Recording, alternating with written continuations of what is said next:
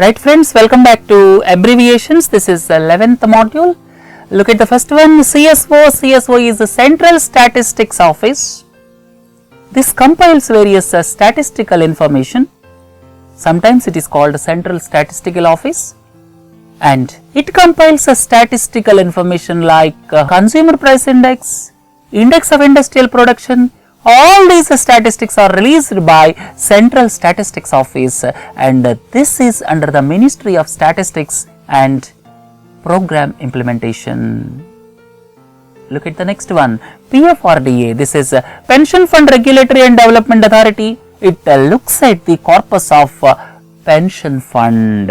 It is the regulatory body having the statutory status, and this is Pension Fund Regulatory and Development Authority, PMJDY, Pradhan Mantri Jan Dhan Yojana. Under this flagship program of the government, initial government target of 7.5 crore bank accounts was exceeded. Subsequently, government revised the target to 10 crores. That was also exceeded. And under Pradhan Mantri Jan Dhan Yojana, around 17 or 18 crores of accounts were opened since its start in the month of August 2014. Within a period of 1 year, around 18 crore bank accounts were opened, and these are zero balance accounts, and for these account holders, RuPay cards are being given. NSSO, it undertakes the survey of various households in the country with regard to the socio-economic status. It undertakes a survey. This is also under Ministry of Statistics and Program Implementation. Look at the next one, ED. ED is the Enforcement Directorate. Enforcement Directorate is primarily vested with interrogation with regard to economic crimes. With regard to the economic crimes, Enforcement Directorate is vested with the powers for investigation, and basically it looks at the violations under two acts. One is Foreign Exchange Management Act 1999, that is otherwise known as FEMA 1999. The second one is Money Laundering Act 2002. So it looks at these two acts, that means violations of these two acts, Enforcement Directorate will come into picture. Look at the next one, NPS. NPS is National Pension System. National Pension System at present is a universal pension system. It was started for government employees from 1st January 2004, and subsequently it was extended to all the citizens of the country from 1st May 2009. Right? Look into the next one, FIU. FIU is a Financial Intelligence Unit. This looks at suspicious financial transactions. This looks at suspicious financial transactions. The basic aim of Financial Intelligence Unit is to prevent money laundering, and this is under the Ministry of Finance, please don't forget. CFT is combating the financing of terrorism. The idea is black money normally will go into the hands of terrorists so as to prevent financing of terrorists, because in the world, or you can say the world is facing biggest threat from terrorists. Terrorists are getting financing because of black money in the system. So this CFT is combating the financing of terrorism. That means how to prevent financing of terrorism. Look into the next one, AML. AML is anti-money laundering. Money laundering is bringing unaccounted money or dirty money or black money into the organized financial system is money laundering. That should not happen. So to prevent that, this anti-money laundering act, or you can say anti-money laundering rules and regulations are being used so as to prevent entry of black money into the organized financial system. Right? NACH, this is a National Automated Clearing House. National Automated Clearing House is basically used to trigger high volume transactions. The transactions are huge. The value may be less for each transaction, but they are high volume. Not only that, they are periodic and repetitive in nature, so as to trigger such type of transactions. This national automated clearing house was devised. Right? So regular pensions, lakhs of people in this country are getting pensions into their bank accounts. It is made possible because of the application of National Automated Clearing House. PPI MTS. PPI is prepaid payment instruments. They are digital wallets, and this is one type of digital wallet exclusively used for mass transit system. Local trains, metro trains, these comes under mass transit system. So in metropolitan cities, to take care of mass transit systems, these specially devised money wallets are known as PPI MTS. NFM is National Financial Mapper. National Financial Mapper is basically used to link bank accounts with Aadhaar numbers. National Financial Mapper is basically to link Aadhaar numbers with the bank accounts. Right? Devised by National Payments Corporation of India. Pradhan Mantri Suraksha Bima Yojana, PMSBY.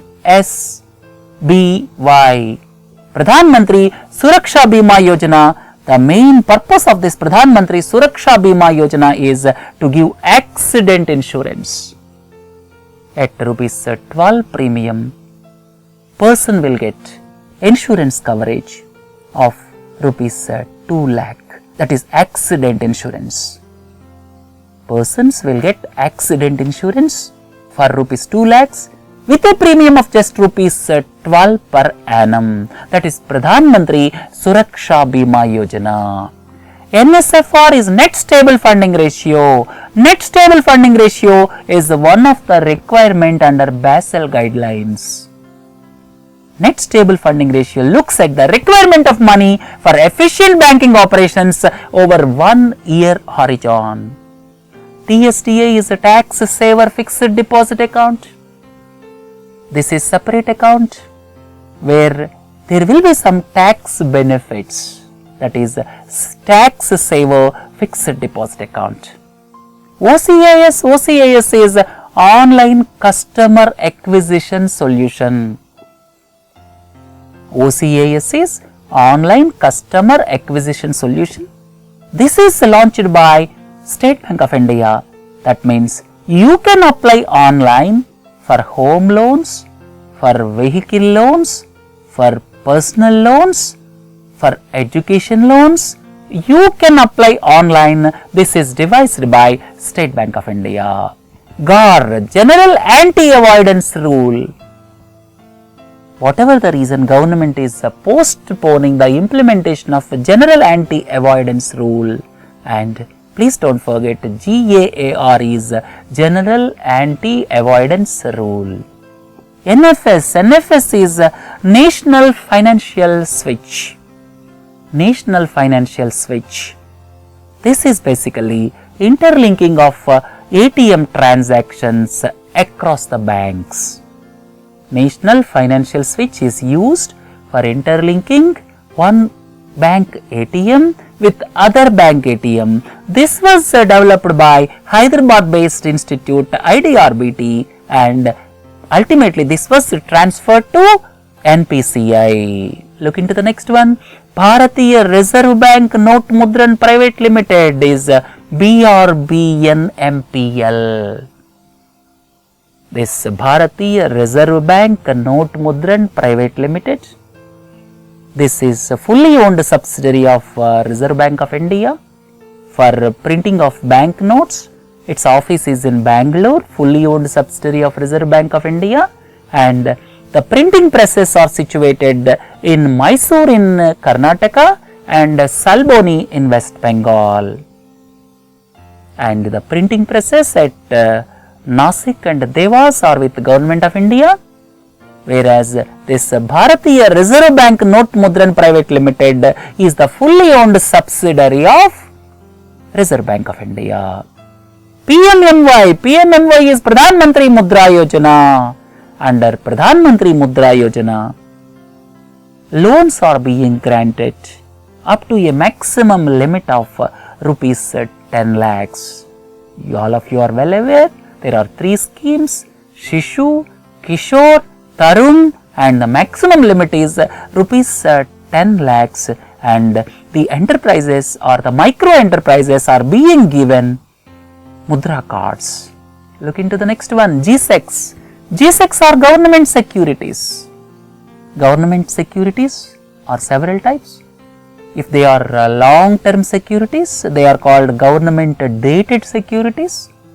If they are of short duration, they are categorized as the treasury bills, cash management bills, and all these overall are called government securities or G-Secs.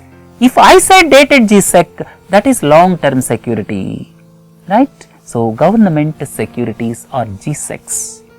OMO, open market operations. Reserve Bank of India selling bonds or purchasing bonds from market. They are categorized as open market operations. Basically, with a view to control the circulation of money in the market. Look into the next one, FIPB, Foreign Investment Promotion Board. This is under the Ministry of Finance. This is single window clearance for foreign direct investment to the country. This is single window clearance for foreign direct investment into the country when the foreign direct investment is required to be routed through approval route. There are 2 ways of getting foreign direct investment. One is approval route, the other one is automatic route. If it is automatic route, FIPB will not come into picture, but if it is approval route, FIPB will come into picture. FIPB clearance is required for foreign direct investment through approval route, and this is under the Ministry of Finance. DIPP formulates rules and regulations with regard to FDI, and this is under the Ministry of Commerce and Industry. This DIPP is Department of Industrial Policy and Promotion. This comes into picture for notifying FDI norms. For notifying FDI norms, DIPP comes into picture, but when FDI is required to come to the country through approval route, then FIPB will come into picture. DIPP is under the Ministry of Commerce and Industry. FIPB is under the Ministry of Finance. Please don't forget. With this, let us conclude module number 11. Please do join for module number 12. Have a nice day. Thank you.